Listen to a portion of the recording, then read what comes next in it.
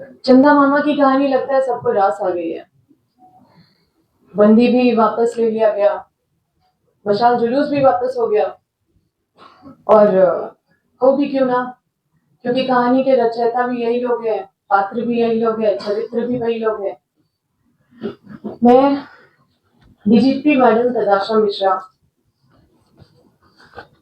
आपको पता है कि मैं माननीय डीजीपी मैडम, माननीय नहीं, आदरणीय डीजीपी मैडम तदाशा मिश्रा जी, जो आपके द्वारा पुलिस अधीक्षक कार्यालय में 1/4/2026 को आपके निर्देशानुसार जो प्रेस कॉन्फ्रेंस करवाया गया था या प्रेस रिलीज जारी कराया गया था, कुसुम्बा और विशुनगढ़ के उस बच्ची के जघन्य अपराध जिसने किया था उसका उद्भेदन के रूप में, उस प्रेस विज्ञप्ति को जब पढ़ते हैं तो झारखंड पुलिस के काबिलियत पे हंसू या रो समझ में नहीं आता है।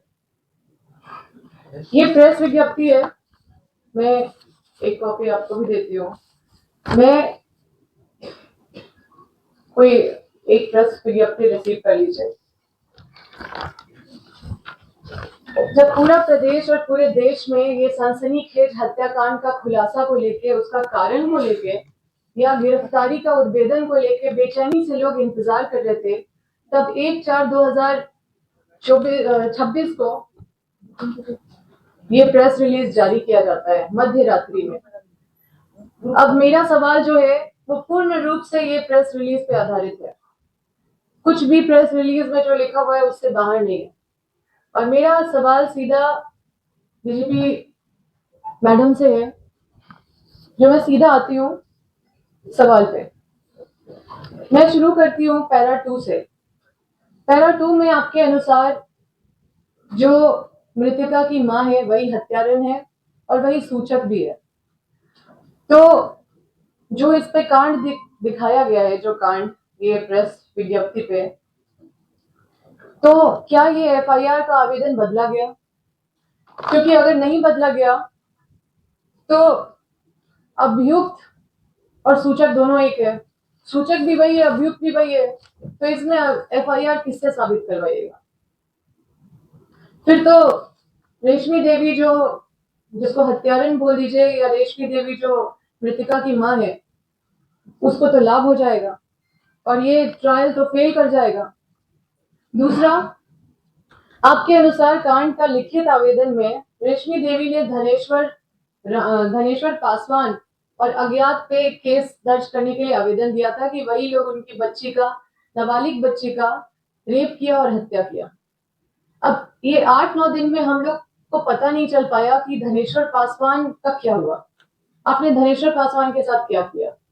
क्योंकि एफआईआर तो किया है, तो क्या वो निर्दोष है? क्या उसको क्लीन चिट दिया? कौन है धनेश्वर पासवान? अभी आते हैं तीसरे पैराग्राफ पे। ये 26 तारीख को एसआईटी का गठन किया गया। 30 तारीख के शाम से पहले एसआईटी का गठन में बड़े बड़े आईपीएस ऑफिसर भी थे सारे, मतलब ये एसआईटी गठन जो हुआ उसमें बड़े बड़े आईपीएस ऑफिसर हैं इस एसआईटी में। लेकिन 30 तारीख की शाम के पहले किसी को भी घटना के इर्द गिर्द भी नहीं देखा गया, सब सो रहे थे क्या? अब आते हैं पैरा 4 पे। ये जो लिखा गया है पैरा 4 पे, ये कौन सा तकनीकी साक्ष्य और असूचना संकलन किए और कब किए? कौन सा तकनीकी साक्ष्य और कौन सा असूचना संकलन किए हैं, कब किए हैं, और कब ये भीम राम और ये जो मृतिका की मां है रेशमी देवी और जो भक्ताइन है शांति देवी, कब ये लोग से पूछताछ किए? अब इनके द्वारा जो पुलिसिया बयान दिया गया, तो क्या सिर्फ इनके द्वारा पुलिसिया बयान को छोड़ के क्या आपने कोई सबूत इकट्ठा किया? क्योंकि पुलिसिया बयान पे कोर्ट में नहीं चलता, उसके आधार पे आप किसी को अरेस्ट कर सकते हैं, लेकिन कोर्ट में पुलिसिया बयान के हिसाब से ट्रायल नहीं चलता, ना ही उस पर सजा होता है। तो क्या सबूत आपने इकट्ठा किया? सिर्फ कहानी से तो नहीं होगा ना। अब ये जो घटना स्थल है, जिसमें मीडिया लोग भी बात कर रहे थे, घटना स्थल में जहाँ आप लोग गए भी थे, आम आदमी बात कर रहा है कि जो क्राइम स्पॉट है उसको आप लोग सिक्योर नहीं किए, जो एविडेंस है उसको सिक्योर नहीं किया, शुरू से अब तक उसको सील नहीं किया गया, उसको सिक्योर नहीं किया गया, उसको खुला छोड़ दिया गया। क्यों छोड़ा? जवाब दीजिए। आपने कहा कि रेशमी देवी का बेटा सुधीर सिंह बरसों से बीमार चल रहा है। क्या आपने बीमारी का कागजात इकट्ठा किया कि वो कौन सी बीमारी से ग्रसित था, कि उसका कौन से हॉस्पिटल में इलाज चल रहा था? क्या आपने कोई साक्ष्य इससे जुटाया इस तरह का? अब अभियुक्त रेशमी देवी के बारे में ये लोग प्रेस रिलीज में लिखते हैं कि भूमि विवाद था, लेकिन भूमि विवाद का केस नंबर नहीं बताते हैं, उसमें कुछ लिखते नहीं है कि भूमि विवाद का केस नंबर क्या है या किसके साथ भूमि विवाद है। ये तो आपने नहीं लिखा, क्योंकि हम तो गए थे वहां पे और हमको पता है कि उसका कोई भूमि ही नहीं है, उसका तो बस इंदिरा आवास है। अब पता नहीं ये भूमि कहां से पैदा हो गया भाई। अब आते हैं पैरा 5 पे। डीजीपी मैडम, ये कंप्यूटर का युग है। जब ये कहानी लिखे थे तो पंचांग मिला के कहानी नहीं लिखा गया था क्या? पंचांग नहीं मिलाए थे क्या कहानी लिखने से पहले? यहाँ तो आप चूक कर गए। आप तो खुद ब्राह्मण भी है। अब आपकी कहानी के हिसाब से ये जो भक्ताइन है उसको पीड़िता की माँ को बोली, मृतिका की माँ को बोली कि अष्टमी के रात 9 बजे के बाद शुभ मुहूर्त है बलि देने का। तो अष्टमी के रात को 9 बजे के बाद बलि देने का शुभ मुहूर्त है और उसी की तैयारी में सब यही हुआ है। तो आप देखिए कि अष्टमी से पहले ही बलि हो गया। अष्टमी तो 24 तारीख की रात को अष्टमी तो नहीं था, सबको जानते हैं। तो ये शुभ मुहूर्त के पहले ही बलि हो गया, तो आपका ये शुभ मुहूर्त वाला कहानी भी फेल हो गया। फिर तो यहाँ पे ये कहानी का कोई मतलब नहीं बनता है। अब ये तो बड़ा अजीब नहीं लग रहा आप लोग को कि शुभ मुहूर्त तो बड़ा गड़बड़ा गया है, तो बड़ा ही अशुभ मुहूर्त में बलि हो गया भाई। अब आते हैं पैरा 6 पे। देखिए कितना कच्चा कहानी लिखे हैं लोग। अब आते हैं पैरा 6 पे। अब आप ही बताइए ना कि कोई राह चलते किसी को ये बोल दे कि चलो मेरी बेटी का हत्या करना है, साथ दो, तो क्या आपको लगता है कि कोई साथ देगा? हाँ, तो 24 तारीख के शाम को 7 बजे से लेकर 9:30 बजे के बीच में अचानक रश्मि देवी उसकी छोटी बेटी का हत्या कराने के लिए भीमराम के पास जाती है और बोलती है कि हमको इसका बलि चढ़ाना है, आप साथ चलिए। और वो राजी भी हो जाता है और साथ में चला जाता है भक्ताइन के घर। कहां से लाते हैं ऐसा वाहियात कहानी? कोई विश्वास करेगा जी? ऐसा होता है? कभी सुने? आजकल खाने का मतलब दावत भी अगर किसी को देंगे ना तो अनजान के घर कोई जाता भी नहीं है खाना खाने के लिए। और आप सोचिए कि भीमराम भीमराम जैसा कोई करेगा? और भीमराम चला भी गया, और चला गया भक्ताइन के घर, सिर्फ चला नहीं गया, वो वही गला घोट के मारा, वही गला घोट के मारता भी है। और उसके बाद पैरा 7 में लिखा हुआ है कि फिर पत्थर से भीमराम ने मृतिका का सर फोड़ दिया। ये चंदा मामा का कहानी सुन के लगता है कि डीजीपी मैडम के साथ साथ जितने भी उनके टीम के लोग हैं, जितने भी सब कांस्टेबल से भी निचले दर्जा का उनको ज्ञान है। क्यों पद में बैठे हुए हैं? छोड़ दीजिए ना। अच्छा, इनकी कहानी आप पढ़िएगा तो भक्ताइन के घर में ही इनकी कहानी खत्म हो गई। लाश जिस जगह पे मिली, लाश को जहां पे पाया गया, वहां तक इनकी कहानी गई ही नहीं। तो वहां तक तो कहानी पहुंचाना चाहिए था ना। जिस जगह पे उस बच्ची का लाश मिला उस जगह पे तो वहां तक तो कहानी पहुंचाना चाहिए था। अब आते हैं भीमराम प्रसंग पे। कौन है भीमराम? ये लोग तो छुपाए हैं। क्यों छुपाए होंगे? सोचिए जरा, क्या कर रहे हैं? ये सारा पूरा प्रकरण से आप लोग समझ सकते हैं। तो मैं बताती हूँ कौन है भीमराम। भीमराम उस पूरे क्षेत्र का उसका दबदबा है। वो बीजेपी का नेता है और उस एरिया का अध्यक्ष है। और इसका और रेशमी देवी के बीच का माजरा भी वहां के लोग जानते हैं। और भीमराम कौन है वो भी वहां के लोग जानते हैं। हमने तो परिचय नहीं दिया था, मीडिया वाले खुद बोल रहे हैं उसका परिचय, ग्राउंड जीरो से रिपोर्ट कर रहे हैं। अब यहाँ पे ये लोग भी उसी तरह का कॉन्फिडेंस दिखा रहे हैं जैसा भीमराम कॉन्फिडेंस दिखा रहा था। तो एक चीज और कि 24 तारीख से लेकर 1 तारीख तक फॉरेंसिक का कोई भी टीम घटनास्थल के इर्द गिर्द भी नजर नहीं आया। और इसमें भी प्रेस रिलीज में भी नहीं लिखा हुआ है कि कोई फॉरेंसिक एविडेंस कलेक्ट किया गया। तो मृतिका का जो वजाइनल स्वैब होता है उसको ना, मतलब उसको कलेक्ट किया गया या फिर उसको प्रोटेक्ट किया गया या डीएनए टेस्ट किया गया, तो इस पे तो कुछ भी जिक्र नहीं है। और बोल देते हैं कि बलात्कार नहीं हुआ है। आप तो पॉस्को के इन्वेस्टिगेशन का मतलब एसओपी होता है पॉस्को इन्वेस्टिगेशन का, उसका तो आप धज्जी उड़ा रहे हैं, मोटिव का धज्जी उड़ा रहे हैं, आप साक्ष्य का धज्जी उड़ा रहे हैं। डीएनए टेस्ट किया ही नहीं होगा, नहीं तो लिखे होते हैं। अब देखिए विशुनगढ़ थाना के जो थाना प्रभारी है वो इंटरव्यू दे रहे हैं, आप लोग भी सुने होंगे कि बच्ची का प्राइवेट पार्ट में कोई छेड़छाड़ नहीं हुआ, बोले थे ना कि कुछ नहीं डाला गया। और यहाँ पे प्रेस रिलीज में आप देखिए कि लिखा हुआ है कि जो भक्ताइन है उसके प्राइवेट पार्ट में कॉलिंग स्टिक घुसा रही है जबरदस्ती। तो उन पे विश्वास करें या इस पे विश्वास करें? अब जो ये प्रेस विज्ञप्ति जारी किया गया है इसमें साइंटिफिक इन्वेस्टिगेशन कुछ नहीं दिखाया गया है, बस एक कच्चा कहानी लिखा गया है।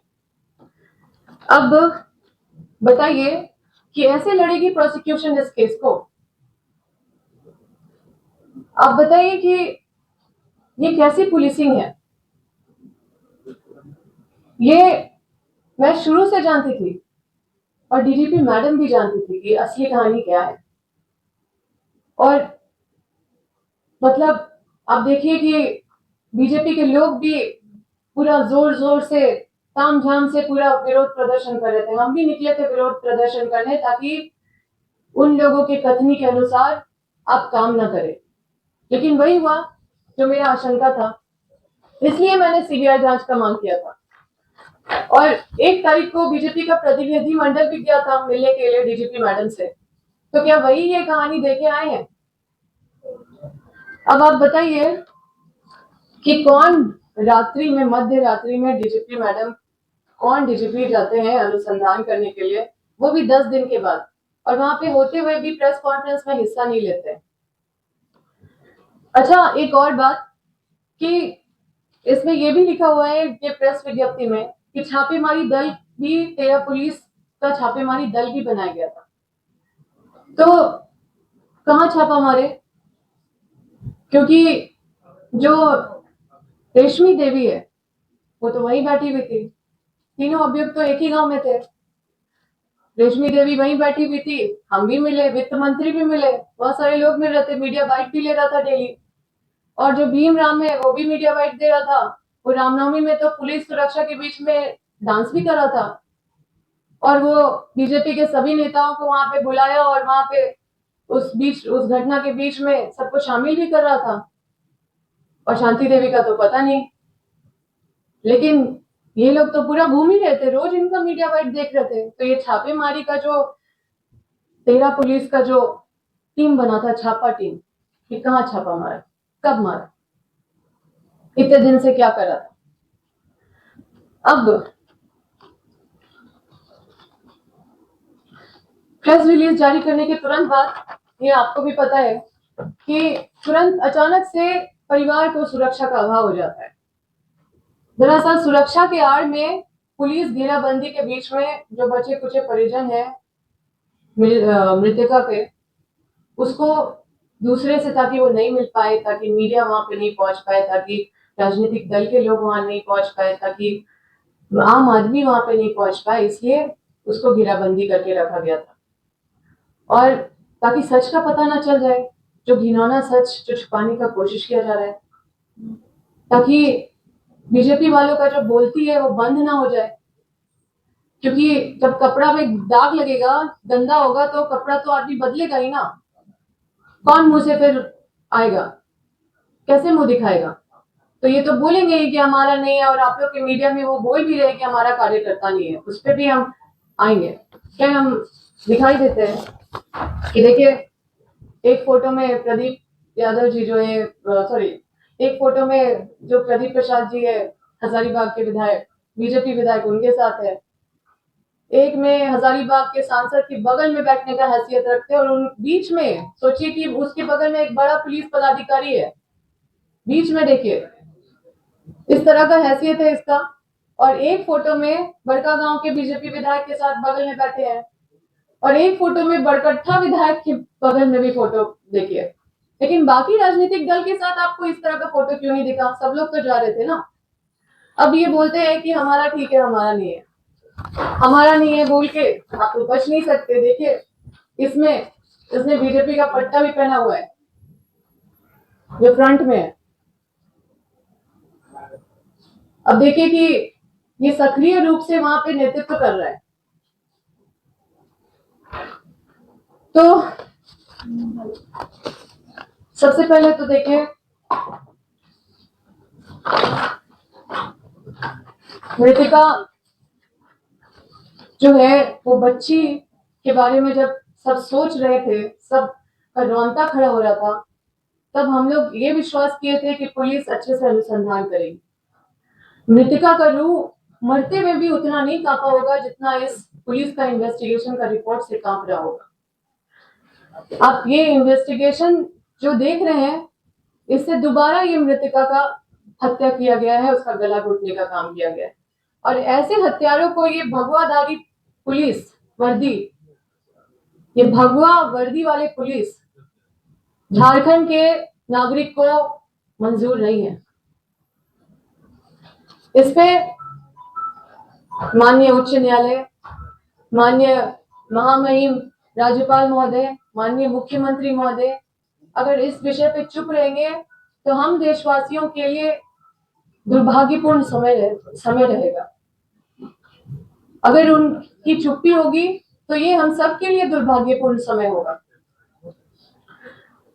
और संविधान का गरिमा तभी बचेगा जब इस कांड में तीनों स्तंभ का, संविधान का गरिमा तभी बचेगा जब ये तीनों मिलके इस कांड में सटीक अनुसंधान होगा और जो अपराधी है उसको सजा दिलाने का काम करेगा। क्योंकि इस तरह का जो इन्वेस्टिगेशन है, ये तो आप साफ आपके बीच में हम रख ही दिए हैं। अब बीजेपी कहती थी ना कि हम लाश पे राजनीति नहीं करते हैं, तो ये सही कहती है। ये लोग लाश पे राजनीति नहीं करते हैं, जिंदा लोगों को पहले लाश बना देते हैं, उसके बाद लाश के ऊपर राजनीति करते हैं। तो मैं जानती हूं कि कुसुम्बा की जो सीता है, उसका एकमात्र उम्मीद और एकमात्र सहारा अगर कोई बचा हुआ है तो आप चौथा स्तंभ मीडिया है। और मुझे पूरा भरोसा है कि आप इस अन्याय पे चुप नहीं रहिएगा। और मैं फिर से ये मांग करती हूँ कि इस केस का सीबीआई जांच हो, और बताइए ना, ये कैसी राजनीति है, ये कैसा न्याय है, और ये कैसा देश है? मतलब किस तरह से ये लोग कितने सफाई से कच्चा कहानी लिख रहे हैं। यही लोग हैं जो मैं बोलती थी ना, भूत हनुमान चालीसा पढ़ के जो आते हैं, ये वही लोग भूत है जो हनुमान चालीसा पढ़ के आते हैं। और ये लोग बोलते हैं जय श्री राम, इनको देख के हम लोग बोलते हैं राम राम। और ये लोग इतने पापी लोग हैं। मुझे नहीं लगता कि मुझे और कुछ बताने का जरूरत है। मैं यही बोलना चाहती हूँ कि पूरा सिस्टम ने मिलके इस बच्ची का दोबारा गला घोटने का काम किया है। और मैं फिर से आवाज लगाती हूँ, आपके माध्यम से मांग करती हूँ कि इस पूरे कांड का सीबीआई का जांच हो और जो दोषी है, जो दोषी अभियुक्त है उस पे भी कार्रवाई हो और जो दोषी पुलिस है उस पे भी कार्रवाई हो। अच्छा अंकल, ये आपके अनुसार पुलिस कृपा करती है तो बचा किसकी है? देखिए सारा चीज तो आप लोग के बीच में इतना खोल के रख दिया है।